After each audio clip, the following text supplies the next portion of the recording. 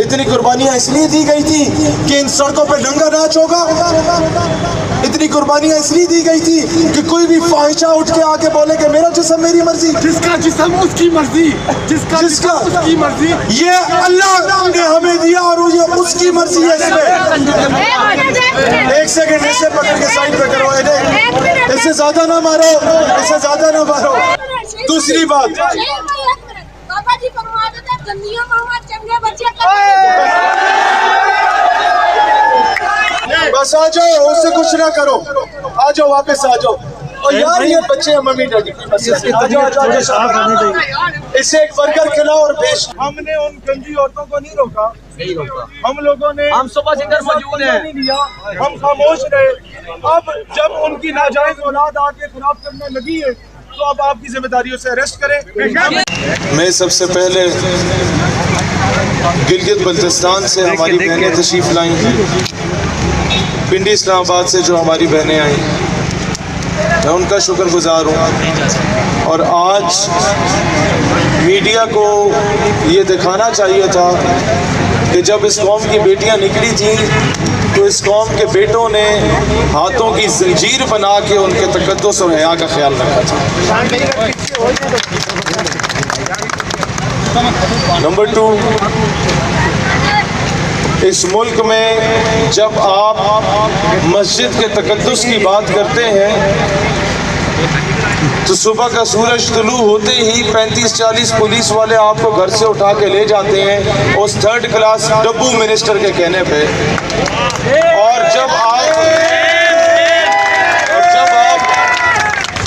इसी मुल्क में जब एक घटिया तवाइफ सिर्फ उस मारवी सिरमत के कहने पे मेरा जिस्म मेरी मर्जी का नारा लगाने वाली चंद घटिया आंटियां निकलती हैं जिन्होंने हमारी कौम की माओ बहनों बेटियों की इज्जत को ख़राब करने के, उनके इमेज को ख़राब करने की कोशिश की, तो ये रियासत की जो ये हुकूमत साहिबा है ये 600 पुलिस वालों को भेजते हैं कि इनको प्रोटेक्शन दो और डी चौक पे जाने की भी इजाज़त दी जाती है।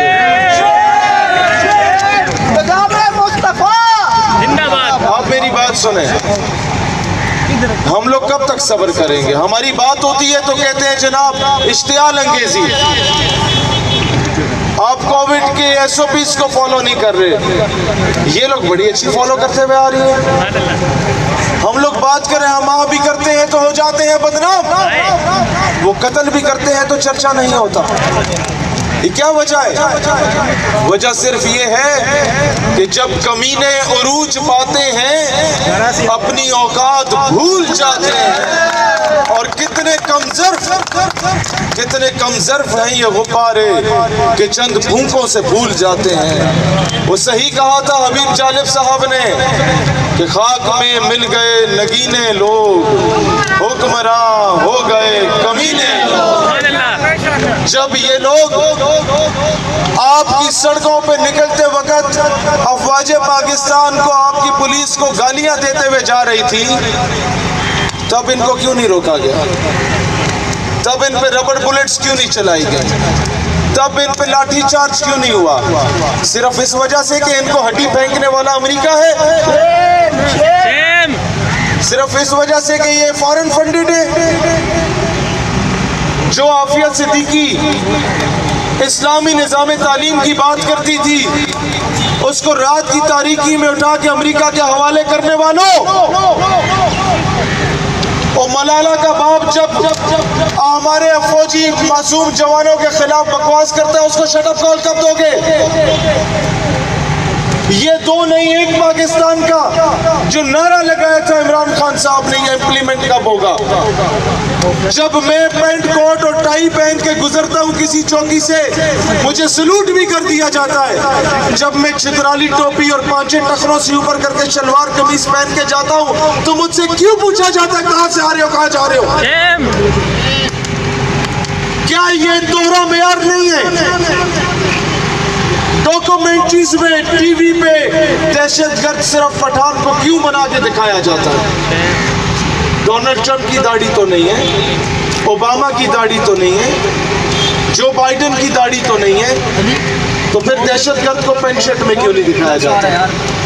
क्या है ये जो दोगला रवैया है, ये जो दोगली पॉलिसी है, it needs to be change.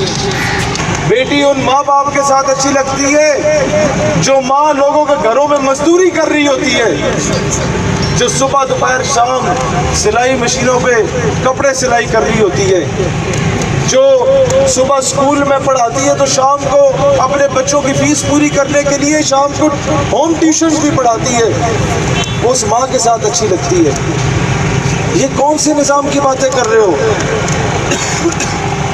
ये किस सिस्टम की बात कर रहे हो कि हम बेहया फिरें, हम जो मर्जी पहन के फिरें, कोई पूछने वाला ना हो?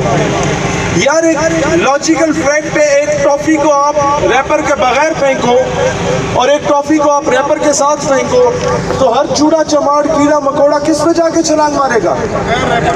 बगैर रैपर वाली पे। तो ये इस्लाम है जिसने औरत को चादर और चार दीवारी दी और उसका तकद्दुस का ख्याल रखा।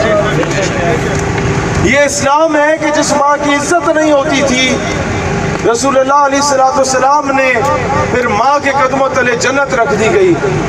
ये इस्लाम है कि जब हजूर की साहिबजादी सैयदा फातिमा ज़हरा सलामुल्लाह अलैहा तशरीफ लाती तो हजूर एहतरामन खड़े हो जाते और काली कमली बिछा देते।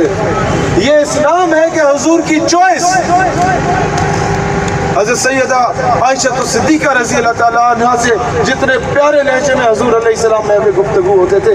ये इस्लाम है कि दुश्मन की बेटी हातिम ताई की बेटी जब आती है तो रसूलुल्लाह अलैहिस्सलाम अपनी काली कमली उतार के उसके सर पे बिछा देते हैं और जब वो वापस जाती है तो उसका भाई म्यान से तलवार को निकाल देता है और कहता है कि मुसलमानों ने तुम्हारे साथ क्या सलूक किया, हम बदला लेंगे। तो उसने कहा कि I would have been converted to Islam, मैं तो पहले ही मुसलमान हो जाती, but I came here to take you along with me to convert to Islam. मैं इधर तुम्हें लेने आई हूँ कि तुम भी मुसलमान हो जाओ, इनसे बेहतर दीन ही कोई नहीं है। कि सहाबा को ऑर्डर दिया गया कि दुश्मन की बेटी है लेकिन है तो बेटी, बेटियां तो सांझी होती हैं। इसको सेट प्रोटोकॉल के तहत बेहतरीन नस्ल के घोड़ों के साथ, बेहतरीन साजो सामान के साथ, प्रोटोकॉल के साथ इसके घर वापस लौटाया जाए। दिस इज इस्लाम। पाकिस्तान में 60 रिजर्व सीट्स हैं खवातीन के लिए। असम्बली में पाकिस्तान का आइन कहता है कि सारी खवातीन एमएनएस बन सकती हैं, मर्द सारे नहीं बन सकते। और कौन से हकूक? तमाम प्रोविंशियल असम्बलीज में खवातीन को उनकी रिजर्व सीट्स दी है पाकिस्तान ने। पैरामेडिकल स्टाफ में खवातीन, कोर ऑफ सिग्नल्स में खवातीन, मेडिकल कोर में खवातीन, सप्लाई कोर में खवातीन, इंजीनियरिंग कोर में खवातीन। ये सिर्फ फौज की मैं डिविजन्स बता रहा हूँ। एयरफोर्स में वो मरियम जो हमारी कौम की बेटी शहीद हुई, पायलट थी, हम उसको खिराज तहसीन पेश करने आए आज के दिन। वो खातून फहमीदा मिर्जा स्पीकर कौमी असम्बली खातून, मोहतरमा बेनज़ीर भुट्टो वज़ीर आज़म इस्लामी जमहूरिया पाकिस्तान खातून, एक दलित और शूदर खातून जिसे हिंदुस्तान का ब्राह्मण हाथ नहीं मिलाता कि तुम नापाक हो, उस दलित खातून को एजाजी तौर पर स्पीकर कौमी असम्बली पाकिस्तान ने बनाया। इससे बढ़ के कौन से वुमेन राइट्स की बात करते हैं? जितने राइट्स पाकिस्तान ने खवातीन को दिए, आपकी टीचिंग स्टाफ में खवातीन है, आपके मेडिकल स्टाफ में खवातीन है, आप लोगों के हर और पाकिस्तान 20 मर्द खड़े होंगे एक बैंक के बाहर लाइन में सख्त गर्मी में और लड़ रहे होंगे एक दूसरे से कि पहले मुझे जगह दो, पहले मुझे जगह दो। जब कोई खातून आती है सारे साइड पे हो जाते हैं कि हमारी बहन आई है, पहले इसे जगह दो। होता या नहीं होता? पाकिस्तान के गली मोहल्ले में अगर कोई 3rd क्लास लड़का किसी औरत को सीटी मारता है और आप में से किसी को भी पता चल जाता, क्या पूरा मोहल्ला उस मर्द पे हमलावर होता या नहीं होता? ये पाकिस्तान है। मगरब में क्या है? ये पाकिस्तान है कि जब 1-2 रेप के केसेस होते हैं तो हुकूमत को हम लोग मजबूर कर देते हैं कि कानून साजी बनाओ इन रेपिस्ट के खिलाफ, औरत और बच्चों से ज्यादती करने वालों के खिलाफ। और मगरब में मासूम जो हमारी बहनें इराक की थी, उन्हें बरहना करके सिर्फ स्टैंड करवाए गए उनके भाई और बाप के सामने और उनकी वीडियोस पूरी दुनिया में भेजी गई। ये हैं इंसानी हकूक के अलमबरदार।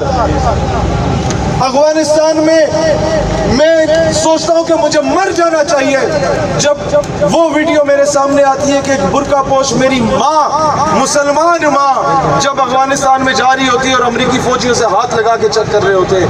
ये इंसानी हकूक के अलमबरदार। 18 साल हो गए डॉक्टर आफिया सिद्दीकी अमरीकी जेल में, उसे कहा जाता है कुरान के ऊपर पांव रख के अदालत में जाओ, उसे बराना करके अदालत में पेश किया जाता है। उनकी अपनी फैमिली के अल्फाज हैं। उसके जिस्म पे पेशाब किया जाता है। कुरान उससे दूर किया गया तो उसने कहा मेरे दिल से किस तरह निकाल सकते हैं। तो वो वुमेन राइट्स जो इस्लाम ने दिए, हम लोग किन को आइडियलाइज करने जा रहे हैं? उस मगरिब को कि जिनके आईडी कार्ड पे उनके बाप का नाम नहीं लिखा होता, और ये नहीं होता कि भाई तुम्हारे मोहल्ले में फिरने वाले 600 मर्दों में से तुम्हारा असल बाप कौन है। ये लोग आ रहे हैं इंसानी हकूक के अलमबरदार, और ये मारवी सिरमत और आसमा जहांगीर की नाजायज औलादें जो निकली हैं।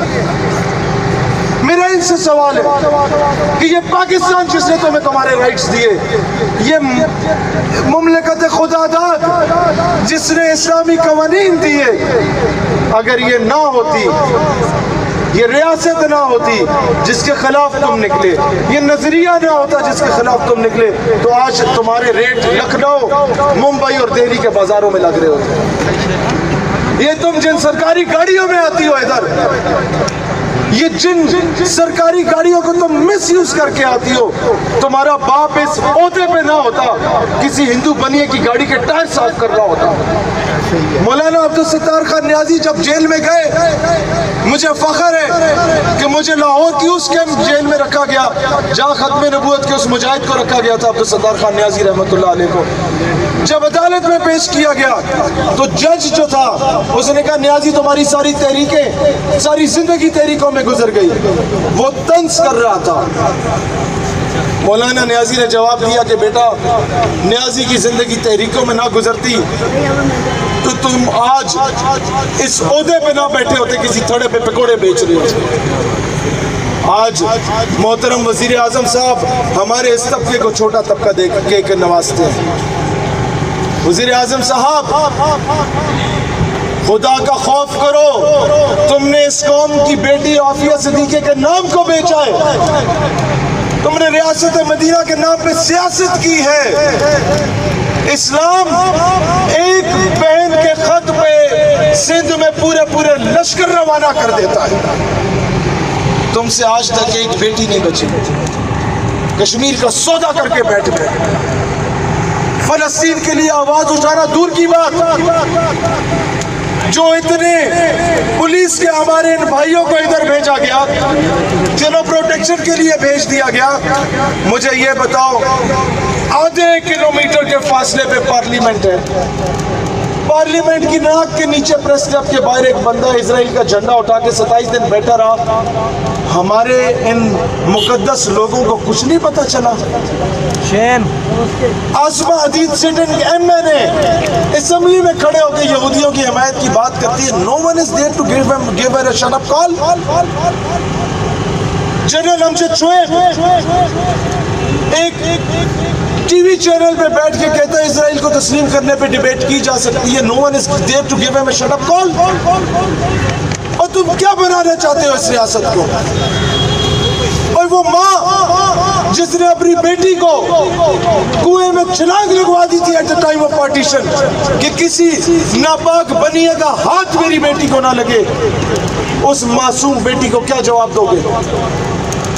वो बेटी जो अपने बूढ़े बाप के साथ आ रही थी और उस बाप के हाथ बांध दिए गए थे, और उस बेटी को ज्यादती का निशाना उसके बाप के सामने बनाया गया, उसके जिस्म को काट के उसके बाप की गोद में फेंका गया। वो आखिरी सांसें ले रही थी और कह रही थी अब्बा पाकिस्तान को मेरा सलाम कहना।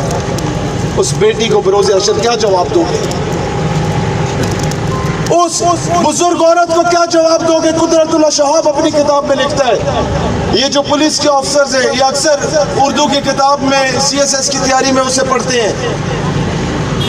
वो लिखता है कि जब वो सेक्रेटरी था कश्मीर में, कहता हम अपनी जीप में जा रहे थे तो एक बुजुर्ग अपनी बेगम के साथ एक बोरी में कुछ चीजें लाद के जा रहा था। अब सुने, वो बुजुर्ग औरत के कपड़ों पे पैबंद लगे हुए थे, कपड़े फटे हुए थे।